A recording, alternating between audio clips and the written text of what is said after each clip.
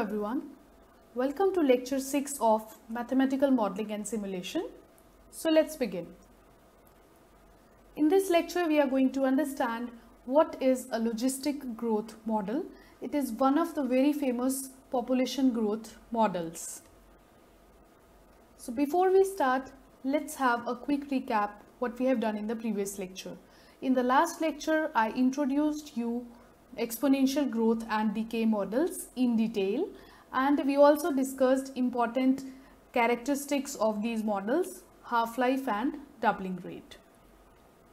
So in this lecture, firstly we are going to look at what is there which is not covered in exponential model, because gradually we moved from the linear model to exponential model, and there we highlighted what were the problems with the linear model, and now from exponential model we need another better model. So we should be first of all looking at what are the existing limitations of exponential growth model, and then I'll be introducing the logistic growth model.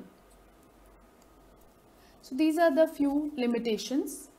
The first and most important limitation of exponential growth model is that it predicts ever growing population with increase in time.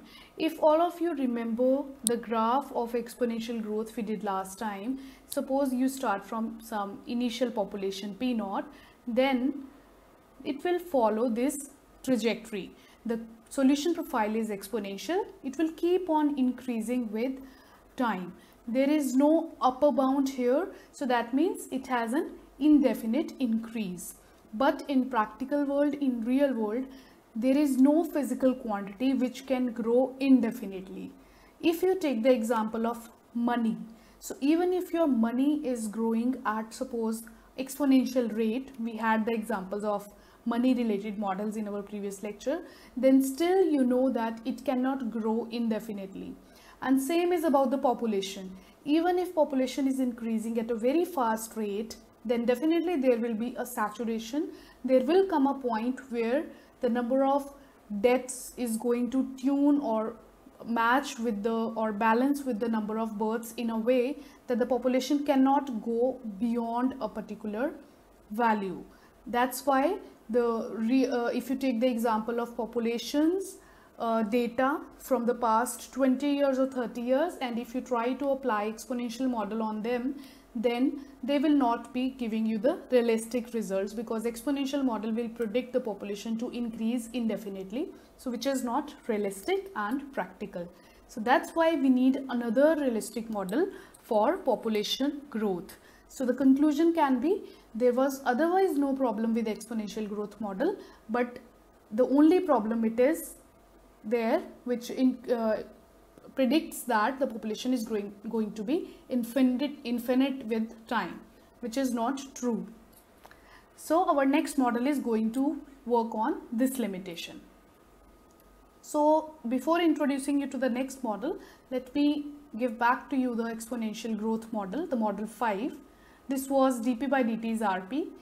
If I rewrite it in this way, then I know that it is called exponential growth model if r is positive.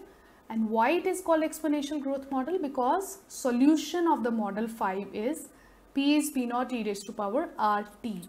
It is because of the presence of this exponential factor, this model is called exponential growth. In other words, I can say that the model derives its name from the solution, not from the model itself. However, if you look at this from the perspective of a differential equation, then I know that this is nothing but a linear first order differential equation.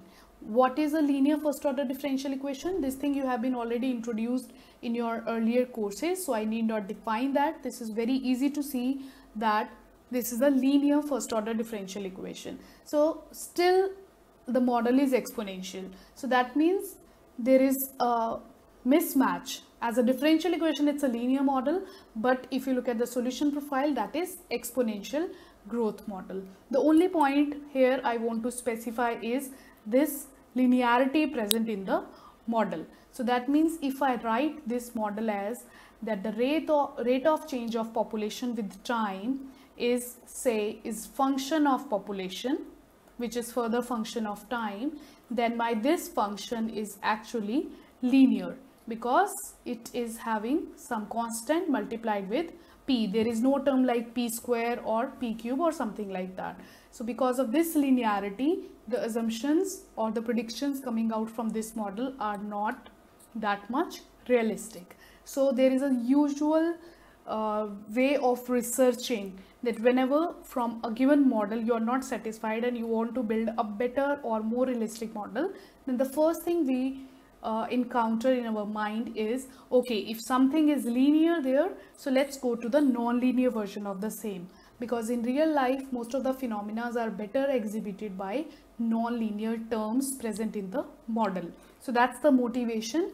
We are going to derive a non-linear population growth model now. So I hope the aim is clear. So now we are going to derive it, and let's see what kind of non-linearity we get in the new model. So you consider dp by dt is in general form fpt, where f is a non-linear function of population, which is further a function of time. In fact, I am assuming this is a smooth function. That means it is continuous and all its derivatives are also continuous. And I can apply the Taylor series expansion on f, which gives me fp is k0 plus k1p plus k2p square and so on. And if I retain the terms only up to second degree, that is quadratic, then we have fp is k0 plus k1p plus k2p square. So you can call it equation number 1. So because earlier the terms were present only up to p, now moving one step ahead we are retaining the terms up to p square. So that's why we are calling it a non-linear function, because that's a quadratic function of p.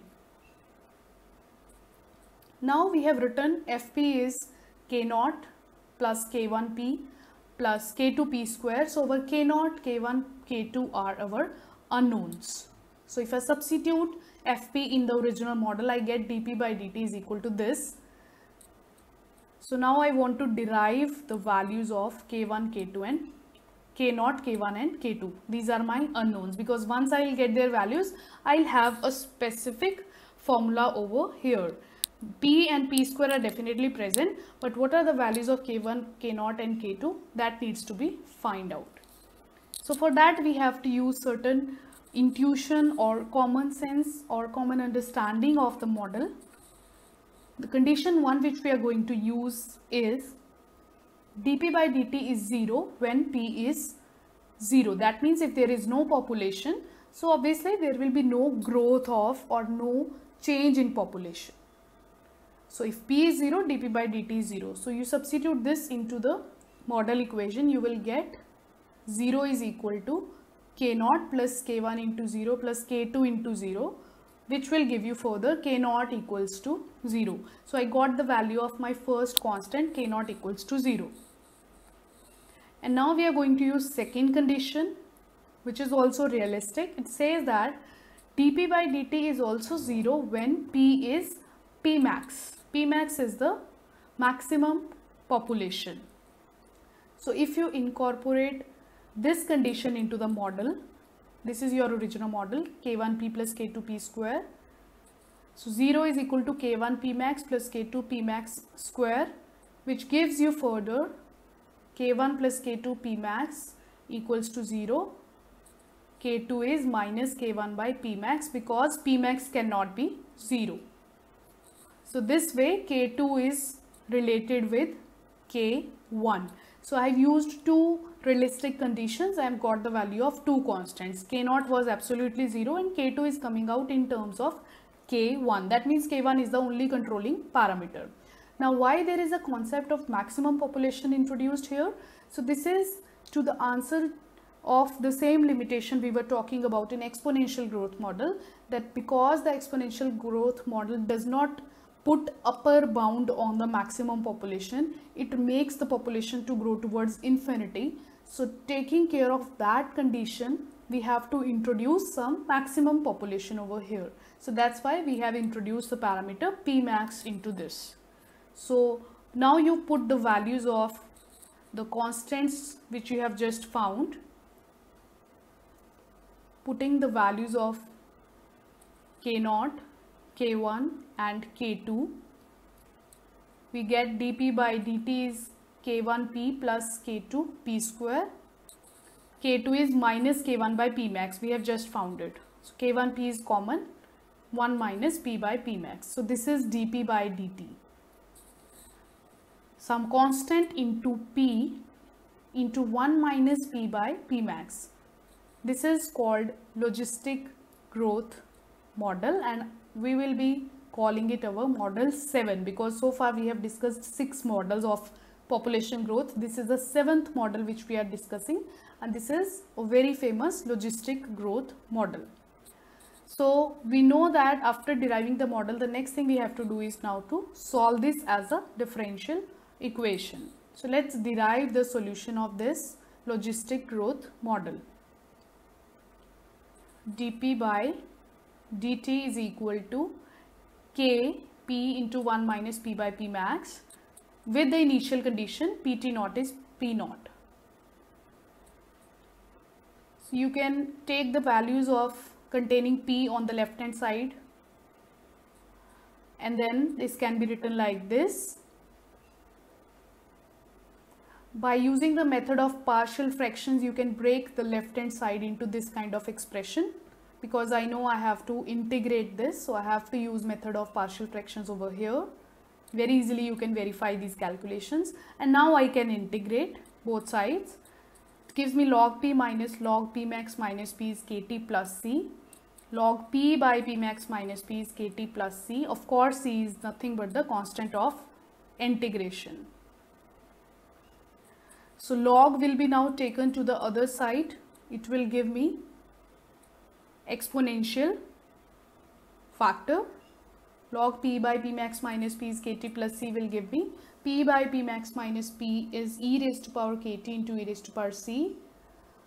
You know how to find the value of e raised to power C using the initial condition, which is P at T naught is P naught. For simplicity, I am taking T naught equals to 0 because otherwise also in every model we do this. So here I am putting T naught is 0. So this will give you the value of e raised to power C is equal to P naught by P max minus P naught. So you substitute the value of e raised to power C in the solution, we will get this, and from here I can find P. So P max minus P by P is P max minus P naught by e raised to power Kt into P naught. P max minus P is P multiplied on this side. P I have taken to this side. In this step, what I have done, taken P to this side, because now ultimately I want to find the value of P. So I am rearranging the terms like that. So moving one next step, we will get P max on one side and this expression on other side, which gives you finally P is equal to P max 1 plus P max minus P naught by P naught into e raised to power minus Kt. So that's the final expression of P, because we want to find the value of unknown population. So this is a solution of logistic growth model.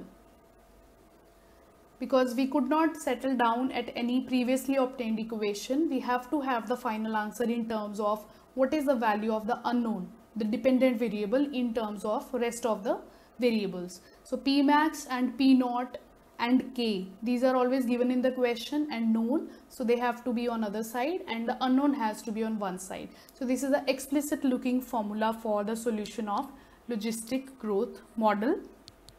And now we will try to visualize it. So again rewriting it, e raised to power minus Kt. So P naught is fixed, it will be given to us in the question. P max is also fixed and K is varied. So we want to just visualize the solution for different values of controlling parameters. So obviously controlling parameter means that if I change any of these, I'll get a different solution profile. So right now I have just changed the values of K and kept P naught and P max fixed. This is an arbitrary example. Otherwise the values of P max and P naught depend upon the individual population. So let's understand it graphically. So here you can see there are three curves plotted for different values of k. The blue curve is for k is equal to 0.17, the red curve is k is 0.2, the yellow curve is k is 0.35. So clearly, as the value of k is increasing, k is the rate at which growth is happening. So as you increase the value of k, fastly your curve is taking high values. So you decide this is the time. See, ultimately everything has to settle at P max. This is logistic growth curve. This is a value of P max, 80,000. So ultimately with time everything has to settle at P max. I'll come to that shortly why it is happening so. But how fastly you are moving towards your P max, that depends upon the value of k. So that's the kind of profile you get, and you are always going to get this kind of profile because you are bounded from above by P max.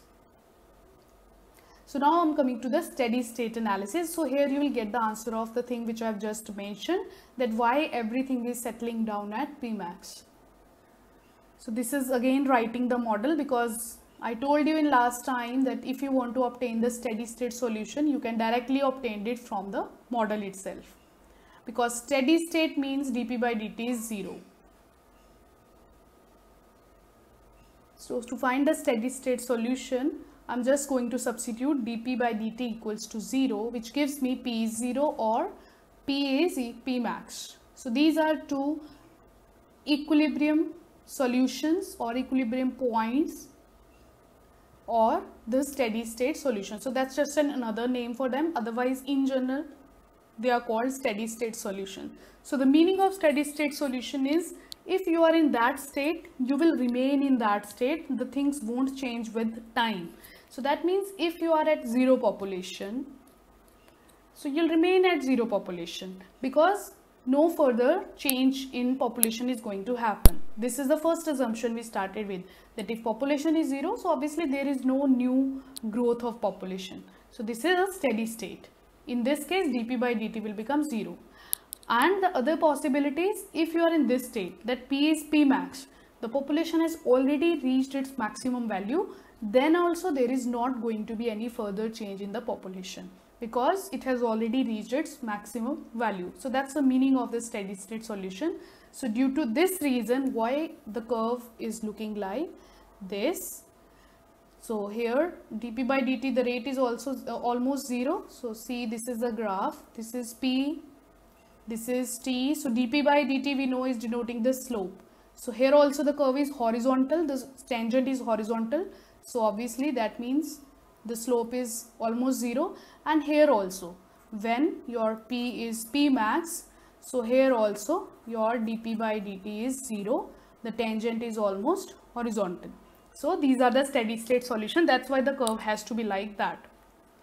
Now we'll do another interesting analysis about this curve, which is going to give us very interesting observations. So for that, let me again rewrite the model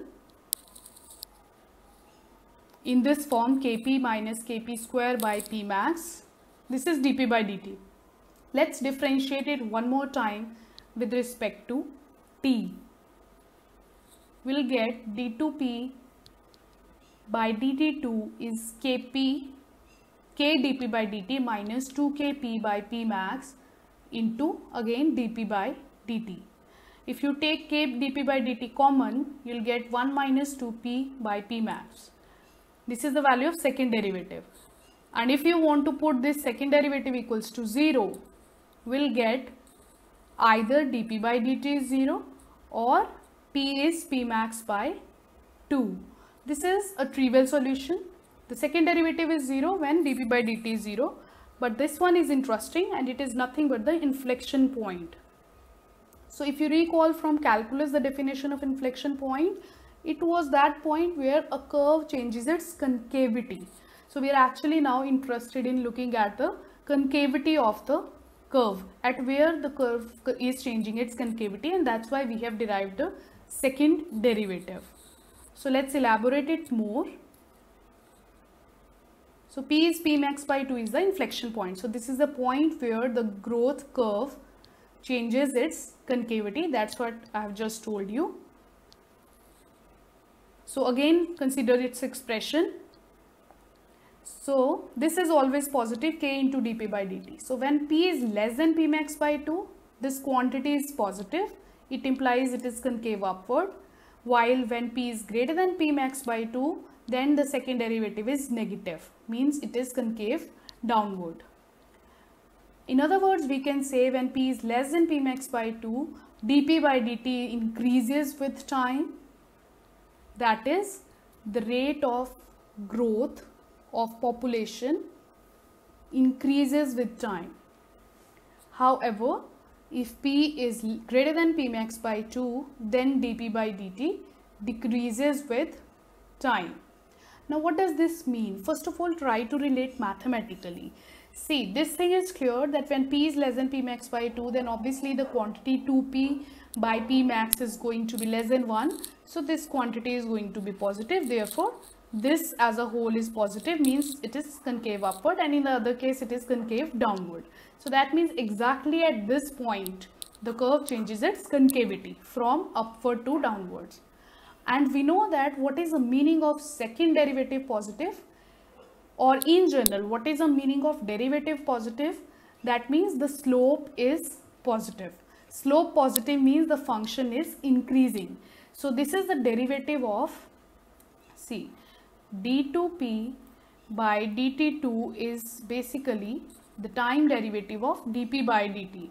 So if this is positive, means this function is increasing, and if this is negative, means this function is decreasing. So that's what I have just written here. In other words, if this is positive, so dp by dt is an increasing function with time, otherwise it's a decreasing function with time. So now let's try to understand all of these things graphically. So for that I have again considered the solution curve. I have just considered now one curve for k equals to 0.17. I have not written that, but I just want to explain you all these things which we have just discussed graphically. So this is p max 80,000. This is p max by 2 40,000. At this point we are getting p max by 2. So we just discussed that before this point the curve is concave upward, and after this point the curve is concave downward. Or in other words, we can say the slope before this point is increasing, and after this point the slope is decreasing. See, there should not be any confusion. The slope is always positive because it's a monotonically increasing curve. It's just remaining positive, but within that positivity it is first increasing, becoming maximum, and then decreasing. So let's visualize this. So this is a slope, for example, at a particular point before p max by 2. So this is this value becoming more vertical. So that means slope is increasing, becoming more vertical, again slope is increasing. So exactly at p equals to p max by 2, the slope takes maximum value. And what is that value if you want to compute? You can see the calculation. So this is dp by dt is, you put p is p max by 2, you will get easily kp max by 4. So this is a maximum value of dp by dt at p is equal to p max by 2. So this is nothing but representing this slope of this tangent which I have just drawn, kp max by 4. So this physically means the rate of growth at this particular point is maximum. At the inflection point p equals to p max by 2, the population is increasing at the fastest rate, and after this point it will definitely increase because the slope is still positive, but the rate of increase is going to decrease. So if you compare the slope of the tangents after this point, you see it has started making a smaller angle with the positive x-axis, so it's decreasing. Ultimately it is becoming horizontal when p is becoming equal to p max. So that's the graphical visualization of the things I have just explained to you. So this p max by 2 is a very interesting point because it tells us so much information about that where the rate of growth of a particular physical quantity is maximum. So if you apply this concept in understanding the COVID-19 spread, so for that I have taken the example of total coronavirus cases in Italy, because Italy has almost flattened its curve. These terms you might have heard in the groups and media, that what is the meaning of flattening of curve. So the curve is becoming flat, and if you assume it's a logistic growth curve, why I'm saying it's a logistic growth curve assumption, because exactly no model has been developed. So this is roughly that point before which the curve is concave upward, and after this point the curve is concave downward. At this point, roughly I can see the value is 125,000. So that's the total COVID-19 cases at this point. So if I compare this with logistic growth, so that means this is the point which is the maximum number of cases by 2. So this is P max by 2 is 125,000, which gives me P max is going to be 2,50,000. So this is as clear from the graph. So this number is a maximum number of projected COVID-19 cases in Italy given according to this data, which is 2,50,000. So as you can see from the curve as well, that this is approaching towards this number. So that means whatever measures they have taken, if they keep on doing that, they do not change any abrupt things into their behavior towards coronavirus. So the maximum number of cases they are going to have is 2,50,000, because that's the information coming from the logistic growth model. So that's all about logistic growth, and you can see that how a small model is potentially giving us answers about this COVID-19 growth. And that's all about this lecture. In the next lecture, we will be covering some numerical questions related with model 1 to 7, because now we have studied one or two examples in all these models, but now we'll be doing the questions more extensively related to all these models in the next lecture. Thank you.